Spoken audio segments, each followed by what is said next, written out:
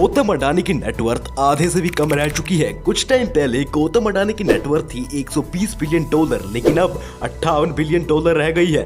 गौतम अडानी दुनिया के तीसरे सबसे अमीर इंसान थे, लेकिन एक हफ्ते के अंदर ही गौतम अडानी की पोजीशन तीसरे से 21वें पर आ गई है।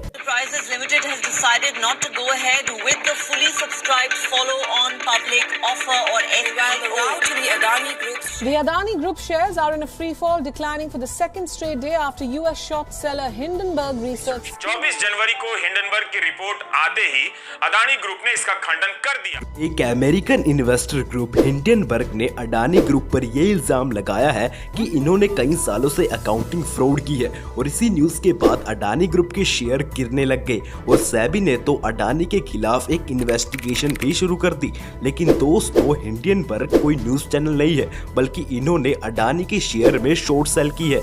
यानी अडानी के शेयर गिरेंगे, उससे हिंडनबर्ग को फायदा होगा, और हिंडनबर्ग का काम ही यही है, पहले कंपनी को एक्सपोज करना, फिर शॉर्ट सेल करके पैसे कमाना। हिंडनबर्ग वही कंपनी है जिसने निकोला मोटर की वैल्यू रात रात में $34 बिलियन से $1 बिलियन कर दी थी।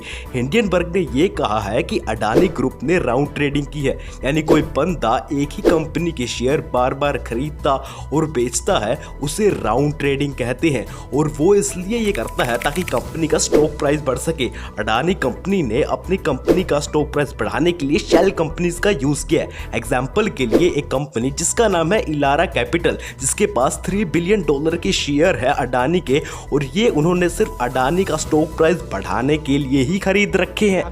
ऑस्ट्रेलिया में प्रधानमंत्री जाते हैं, State Bank of India $1 billion loan Adani ji को।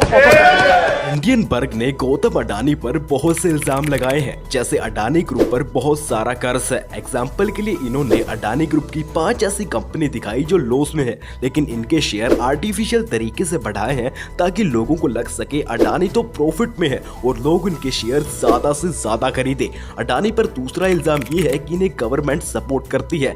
हिंडनबर्ग का कहना यह है अडानी सिर्फ करप्शन और मनी स्कैम से आगे बढ़ा है, लेकिन भारत सरकार ने इस पर कोई ध्यान नहीं दिया है। अडानी ग्रुप पर बहुत सी इन्वेस्टिगेशन हुई है, लेकिन उन्हें कभी पूरा नहीं होने दिया है। यहां तक कि विनोद अडानी और राजेश अडानी पर भी इन्वेस्टिगेशन हुई थी, लेकिन नाम मात्र की।